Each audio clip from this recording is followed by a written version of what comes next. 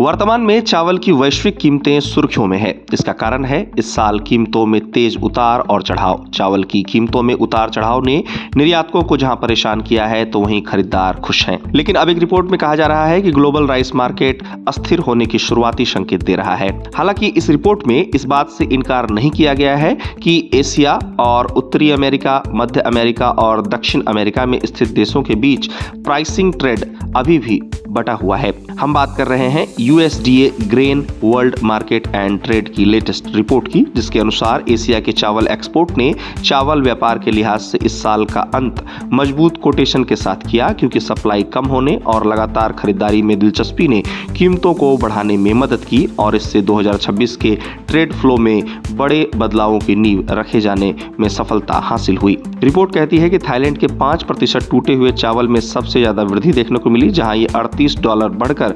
$381 प्रति टन की कीमत पर पहुंच गया। कारण रहा कम लोकल स्टॉक, जिसने क्षेत्रीय मांगों को पूरा करने का काम किया। वहीं पाकिस्तान के आयातकों के एक्टिव होने से कीमतों में $13 की तेजी ने कीमत को पाकिस्तान में $349 प्रति टन पर पहुंचा दिया। अब वियतनाम जैसे प्रमुख चावल निर्यातकों की बात की जाए तो 5% टूटे चावल में यहां $7 की मामूली बढ़त ने इसे $362 प्रति टन पर पहुंचा दिया।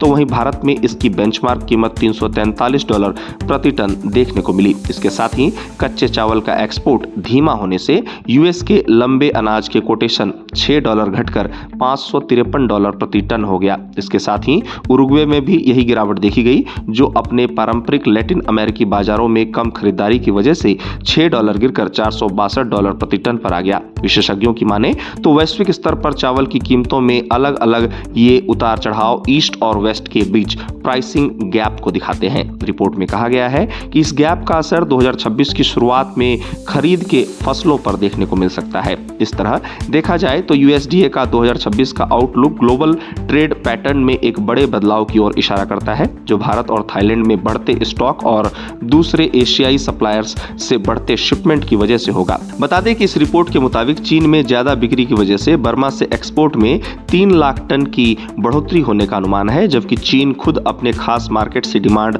बढ़ने पर अपने एक्सपोर्ट में 1 लाख टन की बढ़ोतरी करने वाला है, जहां इन फायदों से कंबोडिया से शिपमेंट में थोड़ी कमी की भरपाई होने की उम्मीद है। गौरतलब है कि हाल ही में वैश्विक स्तर पर चावल की कीमतों में हल्की तेजी देखी गई। इससे उम्मीद जगी कि चावल की लगातार गिरती कीमतें अब स्थिर हो सकती हैं। हालांकि विशेषज्ञों का कहना है कि यह तेजी ज्यादा समय तक टिकने वाली नहीं है, क्योंकि अंतर्राष्ट्रीय और घरेलू स्तर पर चावल की भरपूर सप्लाई इसका मुख्य कारण है।